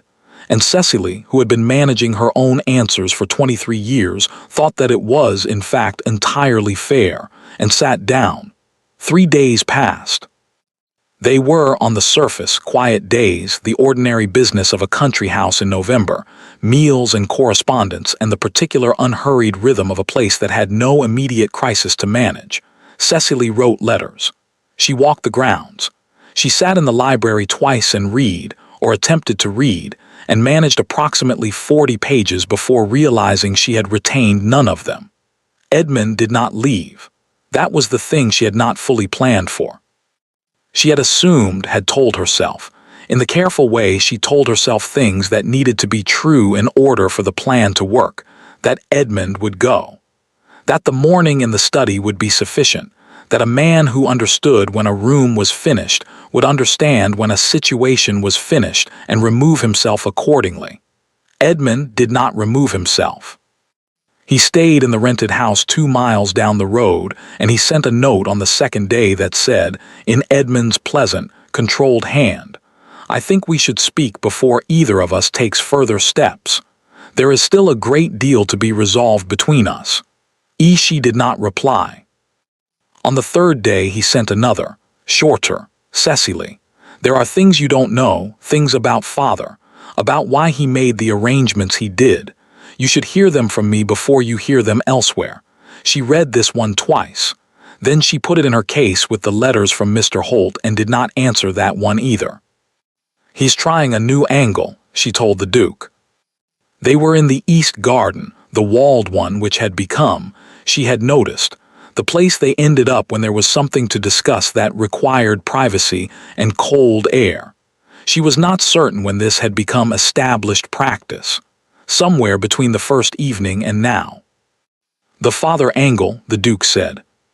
"He says there are things I don't know, about why father made the arrangements." "Is that possible?" She thought about it honestly. It was the kind of question Edmund was very good at, the kind that introduced doubt where there had been certainty, that found the small crack in the foundation and pressed. "My father loved me," she said. "He was not a complicated man in the important ways. He believed in being straightforward, and he believed in doing right by the people in his care, and he left me his estate because it was mine, and he wanted me to have it." "Then Edmund is looking for a path," she said. "Yes, he always is." She paused. "The thing about Edmund," she said, "is that he isn't wrong, that there is still a great deal to be resolved. There is the court application, the account history, the independent trustee. All of it has to go through properly, and any of it could be complicated if Edmund decides to complicate it." The Duke was quiet for a moment. "He's going to appear at the formal meeting," he said. "Whatever we arrange with the solicitors, he'll find a way to be there. He'll bring something." "Yes. Then we need to be ready for what he brings." "I've been thinking about that," she said. "The one thing I don't have, the one thing the Gloucester documents don't cover, is the proxy signatures. The ones on the accounts. I know they're forged. My solicitor is reasonably certain they're forged, but reasonably certain is not the same as provable. In a room with Edmund present and his own solicitor providing counter-documentation, reasonably certain is not enough." She looked at the rose beds, at the careful tied canes, at the wall that kept the wind out. "I need a handwriting analysis," she said, "a proper one, from someone whose opinion carries weight." "I know someone," the Duke said. She turned to look at him. "My solicitor in London," he said. "He keeps a specialist on retainer. Documents, provenance, that sort of thing. He's given evidence in court 3 times. "How quickly can you reach him?" "I'll write today," he said. "If I send a writer, we'll have a response by Thursday." Thursday was 4 days away. She calculated. The meeting with her Gloucester solicitor was scheduled for the following Monday. She had arranged it by correspondence the day after the study, and he had confirmed, and it was, she thought, enough time if the handwriting analysis came back by Thursday, and if Edmund did not. "He's here," Thomas said. They both turned. Thomas was at the garden gate with the expression he wore when he was delivering information. He would have preferred not to deliver. "Edmund," he said, "at the house. He's asking for you, miss. He told the footman he won't leave until he's spoken to you." Cecily looked at the Duke. The Duke looked at her. "He's moved up his timeline," she said. "Yes. He's brought something. If he's here in person, he's brought something." "Probably." She straightened, smoothed her coat, put her hands at her sides, not folded, just still. "All right," she said, "let's see what it is." Edmund was in the front sitting room. He had chosen it deliberately, she thought. The front sitting room was public-facing, the room used for callers and formal visits, the room that said I am here on legitimate business more clearly than any other room in the house. Edmund always chose his rooms carefully. He stood when she entered. He looked, and this was unexpected, and she noted it, tired. Not the performed tiredness of a man asking for sympathy. Actually tired, in the way of someone who had not slept well for several days and had stopped being able to hide it. "Cecily," he said. "Edmund." She sat down. She did not invite him to do the same. He sat anyway. The Duke came in behind her and stood near the door, not intrusively, not performatively, simply present. Edmund looked at him for a moment and then looked at Cecily with the expression of a man recalibrating. "I wanted to speak with you privately," Edmund said. "Whatever you have to say," Cecily said, "you can say here." Edmund considered this. Then, with the sigh of a man accepting terms he doesn't like, "Fine." He reached into his coat. He produced a letter. She recognized the handwriting before he set it on the table between them, her father's. She did not reach for it immediately. She looked at it, at the familiar slant of it, the capital letters, the small habit of underlining, and then she looked at Edmund. "Where did you get that?" she said. "Father gave it to me," Edmund said. "The week before he died, he wrote 2 letters that week. You have yours, I have mine." "I don't have mine," she said carefully. "You'll find it with the estate documents. He left it with the solicitor to be given to you when the trust transferred." He paused. "He wrote to me separately, to explain his thinking." "His thinking," she said. "About the arrangement, about why he set it up the way he did, why he gave me trusteeship rather than—" Edmund stopped. "He was worried about you, Cecily, after he died. He thought he knew you were capable, he said so, but he thought the transition would be difficult and he wanted someone to—" "Edmund, he wanted someone to look after you." The word sat in the room. She had expected this, had told the Duke this was the angle, the one Edmund would press. She had thought herself prepared for it. She had not, she realized, been entirely prepared for hearing it in her father's context. For the small, sharp pain of it, not because it changed anything, but because she could hear, underneath Edmund's use of it, the genuine thing her father had felt, the love in it, the worry. The fact that Edmund had taken a true thing and made it into a tool was so entirely Edmund that it almost broke something in her. "He wanted someone to look after me," she said, "and you decided that meant the accounts." "I decided it meant keeping the estate stable." "You sold the northern farmland." "I made decisions." "You forged my signature."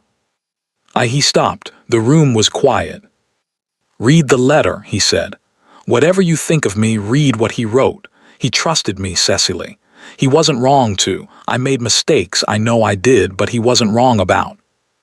"Give me the letter," she said. He pushed it across the table. She picked it up. She read it. Edmund was quiet. The Duke near the door was quiet. The fire was the only sound in the room. Her father had written to Edmund the way he always wrote, directly, warmly, without performance. He had written about the estate and the trust and what he hoped for Cecily, and it was, as Edmund had said, a letter full of love and worry and the particular helplessness of a man arranging the future, as best he could from a position of knowing he would not see it. He had asked Edmund to look after her. He had not asked Edmund to manage her. He had not asked him to control the accounts or slow the trust transfer or represent himself as Cecily's guardian in ways that no legal document authorized. He had asked him to be a brother to a sister who was going to lose their father. He had believed Edmund would understand the difference. She folded the letter. She looked at Edmund. He was watching her with something she had not expected to see on his face. Not calculation, not the performance of regret, just something quiet and unguarded and tired. "I know," he said before she could speak. "I know what I did. I know it isn't. I know the letter doesn't change it." She looked at him. Then why did you bring it? She said. Because I wanted you to know that he trusted me, Edmund said. That it wasn't that I didn't, he stopped. I wanted it to matter, that he thought well of me. The room was very still. Cecily held her father's letter in both hands and looked at her brother's tired face and felt, with the particular precision of someone who has spent 23 years knowing a person, exactly what was true and what wasn't. What was true? Their father had trusted Edmund. What was also true? Edmund had spent 4 years dismantling everything that trust had meant. What was also quietly true? The letter was not a justification. It was an explanation. And there was, she thought, a difference, though not a difference that changed what happened next. I'm keeping the letter, she said. Edmund blinked. It's mine now, she said. He wrote it to you, but you brought it here and put it on this table, and it has my father's handwriting on it, and I am keeping it. He looked at her for a long moment. Then, quietly, all right. She stood up. The meeting with my solicitor is Monday, she said. Edmund, don't make this harder than it has to be. You know what the documents show. You know what the handwriting analysis will show when it comes back. He looked up at her. It's coming back, she said. The analysis Thursday. His expression shifted. Cooperate with the process, she said. Return what can be returned. Make the accounting transparent. That's what I'm asking. It's less than you deserve and you know it. Edmund was quiet for a very long time. Then he said, the northern farmland. The sale, part of it was legitimate. The land was underperforming and I know, she said. I'll look at the accounts properly once I have access. Some of what I did. Edmund, he stopped. Monday, she said, be there or don't, but if you're not there, I'll proceed without you and the outcome will be the same either way. She walked to the door. Cecily, she stopped. I'm sorry about Thomas, Edmund said. Sending him away, he paused. That was unkind. She stood with her hand on the door frame. She thought about what to say to that, about the various true things she could offer and what any of them would cost her and what they would accomplish. Yes, she said, it was. She walked out.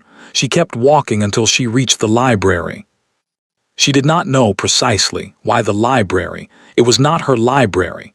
It had nothing particular to recommend it over any other room, except that it was quiet and had large windows and was, she had found in the last several days, the room in this house that felt most like somewhere she could simply be without performing anything. She sat in the chair nearest the window. She held her father's letter. She was not going to cry. She had said this to herself before and had meant it, and she meant it now in this chair, with the winter light coming through the window and her father's handwriting in her hands. She heard the door. The Duke came in and sat in the chair across from her without a word. He did not ask if she was all right. He did not say anything about Edmund or Monday or the handwriting analysis. He sat down. She looked at the window. He wasn't a monster, she said. Edmund. People expect when I explain it, they expect him to be a monster, and he isn't. He's something harder than that. I know, the Duke said. He took things that were true, father's trust, the estate needing management, me needing. He took things that were real and he made them into reasons. And the worst part is that I think he believed them. I think he still does. Yes, the Duke said. That's not an excuse. No, it isn't. She looked down at the letter. He loved my father, she said. In his way, whatever he did, he loved him. I believe that, the Duke said. I don't know what to do with that. You don't have to do anything with it, he said. Not today, she looked at him. He was watching her with the direct, uncomplicated attention she had stopped trying to prepare for. The attention of a man who looked at things he found worth looking at and did not apologize for it. You've been very patient, she said. Have I? Since Monday, since the study. You haven't asked for anything. You haven't said anything about what happens after Monday or what I'm going to do or... It wasn't the right time. And now, he looked at her steadily. "Now," he said, "I want to ask you something, and I want you to answer honestly, not strategically." She looked at him. "After Monday," he said, "after the solicitor and the trust and all of it, when you go back to the estate, what are you going back to?" "My home," she said, "my father's estate, what I've been." "I know what you've been fighting for," he said. "That's not what I asked." She was quiet. "What are you going back to?" he said again quietly. "Not the estate. You," she looked at the window, "at the winter garden, at the bare rose beds with their careful tied canes waiting." She thought about the house she had been fighting to return to for 4 years. She could picture every room of it, the library, the morning room, the garden her mother had planted, the view from the upstairs window that was the first thing she had looked for when she woke up as a child. She had held that picture in her mind like a compass point for 8 months. She looked at it now and tried to see herself in it. "I don't know," she said finally. "I've been thinking about getting there for so long that I haven't." She stopped. "I haven't thought much about what it looks like when I arrive." "No," he said, "I thought that might be the case." She looked at him. "I'm not asking you anything," he said. "Not today. You've had enough today." A pause. "But after Monday, when things are settled, I'd like to ask you something. And I'd like you to have had enough time to know what your answer actually is." She held her father's letter. She thought about a man sitting in this library, not this man, another one, a duke who had died before he could explain anything, and the friendship he had kept for 30 years, and the trust he had placed in people he believed would honor it. She thought about what her father had asked Edmund to be, and what Edmund had done instead. She thought about what it felt like to be asked, simply and directly, "What do you need?" and to have the answer taken seriously. "After Monday," she said. "After Monday," he agreed. She nodded. She looked back at the window.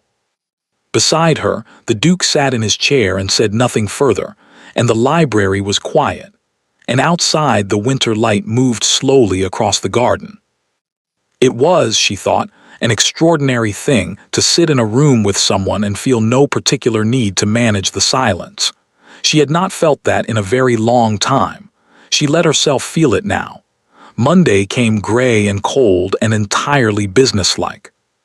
The solicitor from Gloucester was a small, precise man named Mr. Carey, who arrived at 9:30 with 2 cases, an assistant, and the focused energy of someone who had been preparing for this meeting for 3 weeks and was not going to waste a moment of it. He set up at the Duke's dining table, the largest table in the house, which the Duke had offered without being asked, and laid out his documents with the systematic care of a man building an argument one stone at a time. The handwriting analysis had arrived Thursday, as promised. Cecily had read it twice, and then set it down carefully and looked out the window for a long moment before picking it up again. Consistent with forgery, it said, in the dry, certain language of a man who had given evidence in court 3 times and knew exactly which words carried weight. The proxy signatures attributed to Miss Wren bear no reliable correspondence to her verified hand. The inconsistencies are not attributable to natural variation. She had put it in her case. She had not said anything to the Duke about it that evening. He had looked at her face when she came to dinner and had not asked. Edmund arrived at 10 o'clock. He came alone, no solicitor, which told her something. Mr. Holt had, she gathered, reviewed the situation following the meeting in the study and made certain professional calculations.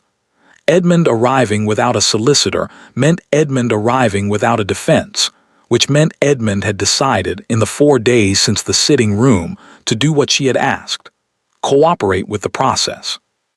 He sat across the table from Mr. Carey, and she gave him this quiet, cooperative in the way of a man who had finished arguing and had not yet decided what came next. He answered Mr. Carey's questions directly. He produced the documents he had been asked to produce. He did not perform. It was, she thought, the most honest she had seen him in 4 years. It did not change what the documents showed. The meeting took 3 hours. Mr. Carey went through the accounts with the thorough, unhurried efficiency of a man who had done this before and would do it again and felt no personal investment in the outcome beyond getting it right. He presented the timeline. He presented the handwriting analysis. He presented the letters from Mr. Holt. Edmund looked at the letters when Mr. Carey laid them out. He looked at Cecily. She looked back at him. He looked away first. At 12:30, Mr. Carey set down his pen and said, "The trust will transfer to independent management by the end of the month. The account irregularities will be referred to the appropriate parties. The proxy signatures will be formally voided." He looked at his notes. "I would estimate the full resolution will take approximately 4 months, perhaps 3, if we encounter no complications." "We won't," Edmund said. Everyone looked at him. "I won't complicate it," he said. "I said I'd cooperate. I will." Mr. Carey looked at Cecily. She nodded. "Then I believe we have everything we need," Mr. Carey said, and began to pack his cases with the satisfied efficiency of a man whose work was done. Edmund left without speaking to her. He put on his coat in the hall and he paused just for a moment at the door, and she thought he was going to say something. Something about their father, perhaps, or about the letter, or about the estate and what he had intended and what he had done instead. He didn't. He opened the door and walked out. She stood in the hall and listened to the carriage go. She thought about 23 years, about the brother who had been charming and terrible in equal measure, who had taken their father's trust and used it for himself, who had brought a letter to a sitting room because he wanted it to matter that their father had thought well of him. She thought about the fact that it did matter, that she could not make it not matter. That was the thing about people you had loved for 23 years. You could be entirely clear about what they had done and still find in the same breath that the love was not quite gone. It was just changed, ruined in some essential way, still there. She thought this was possibly the most exhausting thing about being human. Then she put on her coat and went to find the Duke. He was in the East Garden. Of course he was. She stood at the gate for a moment and looked at him, at the familiar posture of him, hands behind his back, looking at the dormant roses with the easy patience of a man who understood that dormant things were not dead things. She went through the gate. He turned when he heard her. She had not planned what to say. She had spent the last 4 days planning a great many things, but not this, not what came after Monday, not what she wanted the answer to be when he asked his question. She had told herself she would know when the time came. The time had come. She was not certain she knew. "It's done," she said. "Yes," he said. Mr. Carey looked satisfied. "He is.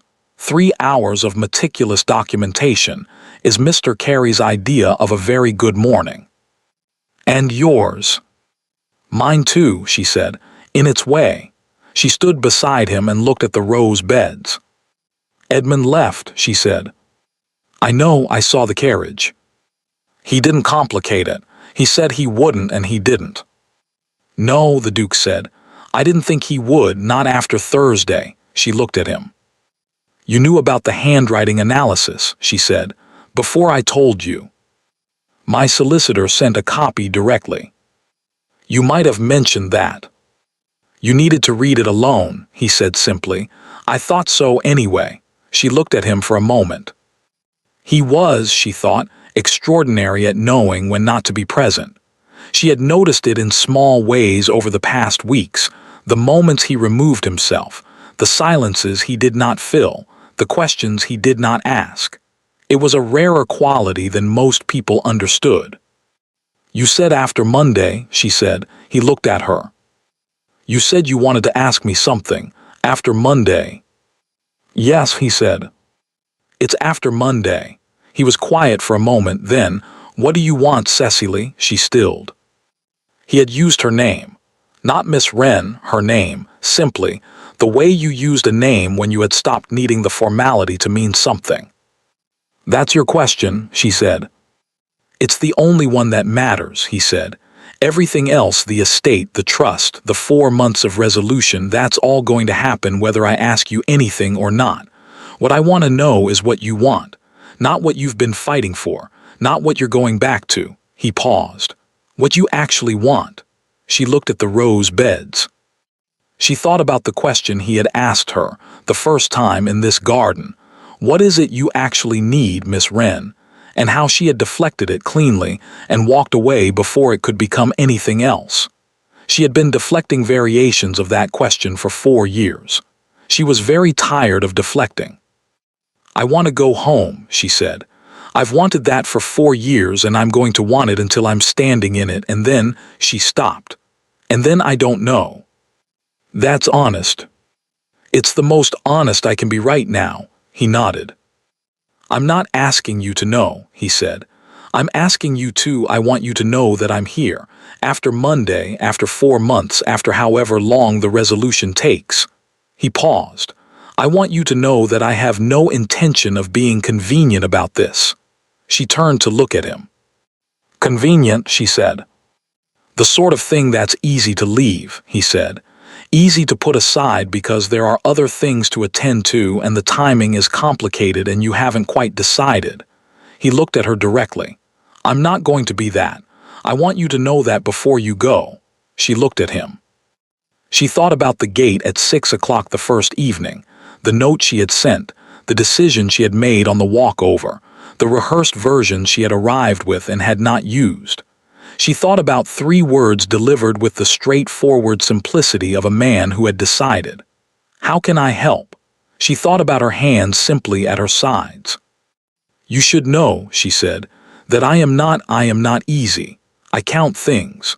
I plan 8 months in advance. I have trouble asking for help and I will probably always have trouble asking for help, and I'm not accustomed to. I know, he said. You've known me for 3 weeks. I know enough, he said. The rest I intend to learn. She looked at him for a long moment. The winter light was doing something particular to the garden. That low, clear quality of November afternoons, the kind that made everything look like it was waiting for something. When the estate is settled, she said carefully. When I'm home and the accounts are straight and I've had time to. Yes, he said. I'm not saying yes, she said. I'm saying when. I know the difference, he said. She believed that he did. She left the next morning. Her carriage was brought round at 8, and Thomas loaded her cases with the efficient pleasure of a man going somewhere he was glad to be going. And Lady Partridge appeared in the doorway in her dressing gown to say good-bye, which was, she gathered from the Duke's expression, entirely unprecedented, and which Lady Partridge accomplished with magnificent dignity regardless. Come back in spring, Lady Partridge said. The roses will be extraordinary. I've heard that, Cecily said. Lady Partridge gave her a look that contained approximately 15 things, none of which she put into words. Then she patted Cecily's hand and went inside. The Duke walked her to the carriage. They stood for a moment in the cold morning with the horses breathing mist and the house behind them. Thomas, she said, will he? He'll follow when you're ready for him, the Duke said. He's been given an open offer. Thank you.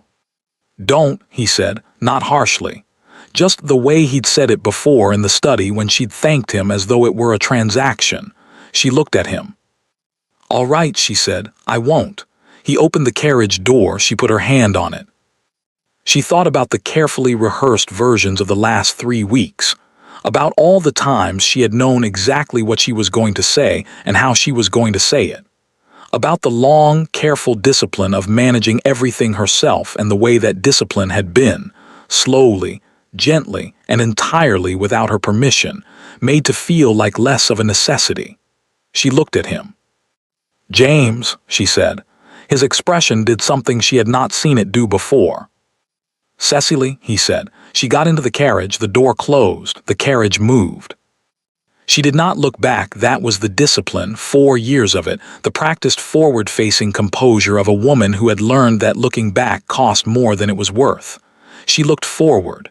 She thought about spring. Spring. The roses came early that year. It was the 3rd week of April, and they were already in bud. The climbing ones on the south wall first, then the beds along the path, then the roses her mother had planted in the walled section, which had always done exactly as they pleased regardless of the season. Cecily stood at the window of the morning room with her tea and looked at them. The estate looked like itself again. That was the only way she could describe it, the way it had looked in her memory for 4 years, when she had held the picture of it like a compass point, and used it to get through the gray dresses and the servants' entrances and the 8 months of careful, solitary work. It looked like the place she had grown up in. It looked like her father's house. It looked like hers. The accounts were straight. The independent trustee had been appointed in February. The court had confirmed the transfer in March, on a Tuesday morning, in a proceeding so straightforward that Mr. Carey had seemed almost disappointed by the absence of complication. Edmund had cooperated. All the way through, he had cooperated quietly, without drama, without any of the paths she had prepared for. She had written to him once in February about a matter regarding the eastern boundary, and he had replied within the week with the precise information she needed and nothing else. She had looked at his handwriting on the envelope for a long time before she opened it. She had not written again. She thought perhaps she would, eventually. She thought it would take time. She thought time was something she had now. Thomas found her at 9 o'clock with a letter on the tray. She recognized the handwriting before she picked it up. She had been recognizing it for 4 months, in letters that arrived every week without fail, always substantive, never pressing. The letters of a man who had said he would not be convenient and had meant it. Letters about the estate and the solicitor and the rose beds in the East Garden, which were, he reported in February, promising. Letters about his aunt, who had developed strong opinions about the trust resolution and had communicated them at length to Mr. Carey's assistant, who had been very polite about it. Letters about a book he had found in his library that he thought she would find interesting, which he had sent separately. She had read the book. She had written back. She had been writing back, she realized, more readily with each month, less managing of what she said, less watching of how it landed, less of the careful calibration she had been practicing for 23 years, more like talking. She opened the letter. It was shorter than usual. The roses have opened. All of them, nearly at once. It has been an extraordinary week in the East Garden. Lady Partridge has claimed personal credit for this, on the grounds that she spoke encouragingly to them in February, which I cannot disprove. I find I have run out of things to say in letters. I said I would not be convenient. I meant it.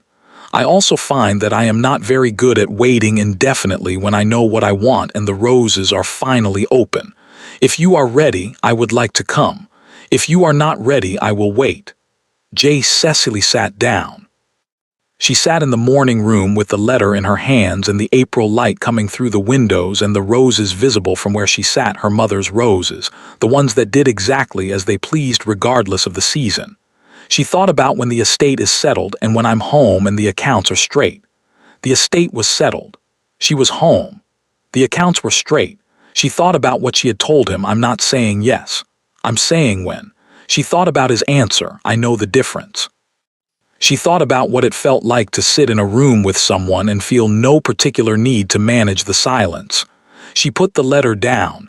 She picked up her pen. She wrote 2 words, "Come now." She folded it, sealed it, handed it to Thomas, who took it with the expression of a man who had been waiting for this particular letter since November. "Today's post," she said. "Yes, miss," Thomas said, in a tone that suggested he intended to use the fastest horse on the estate regardless of what the post schedule said. She watched him go. She turned back to the window. The roses were extraordinary. Lady Partridge was not wrong about that, though she was certainly wrong about the reason.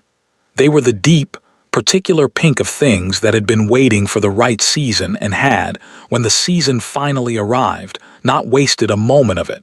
Cecily looked at them. She thought about the first evening in the East Garden, the note she had written, the 3 versions of the conversation she had prepared, the way she had arrived with all her rehearsed lines and had not used any of them. She thought about her hands simply at her sides. She thought about her father's letter, which she kept in her desk now in the top drawer, and which she had read enough times that she could close her eyes and hear his voice in it, the warmth of it, the directness, the love that was entirely without complication. She deserves to be known. "Yes, Papa," she said quietly, to the morning room and the April light and the roses doing exactly as they pleased. "I know, he arrived on Thursday." She heard the carriage on the drive and did not go to the window. That was the old discipline, the practiced composure, the forward-facing. She went to the window. He was looking up at the house when she looked down. He saw her. He did not wave or gesture or perform any of the things a person might perform in that moment. He simply looked at her, with the direct and uncomplicated attention of a man looking at something he had been thinking about for some time. She looked back. Then she went downstairs.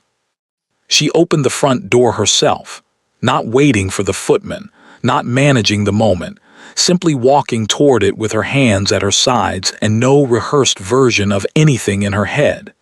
He was at the bottom of the steps. He looked at her the way he had looked at her from the beginning, as though she were a fact he had noted and was entirely prepared to act on. "You came," she said. "You said come now," he said. "I came now." She looked at him. She thought about not convenient, and I know the difference, and 4 months of letters that had felt more and more like a conversation between two people who had stopped needing to manage what they said to each other. "The roses are open," she said. "I noticed," he said, "from the drive. My mother planted them." "I know, you told me, in January." She had told him.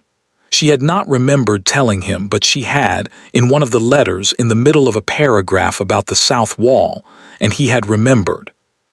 She thought about her father, who had been a man who remembered things, the small, specific things, the things that told you a person had actually been listening. She thought about the kind of man you could trust with the things that mattered. She looked at James Ashford standing at the bottom of her steps in the April morning. "Come in," she said. "I'll show you the east garden." He came up the steps. At the door he stopped beside her and said quietly, "Cecily." She turned. He was not going to make a speech, she could see that, and was grateful for it.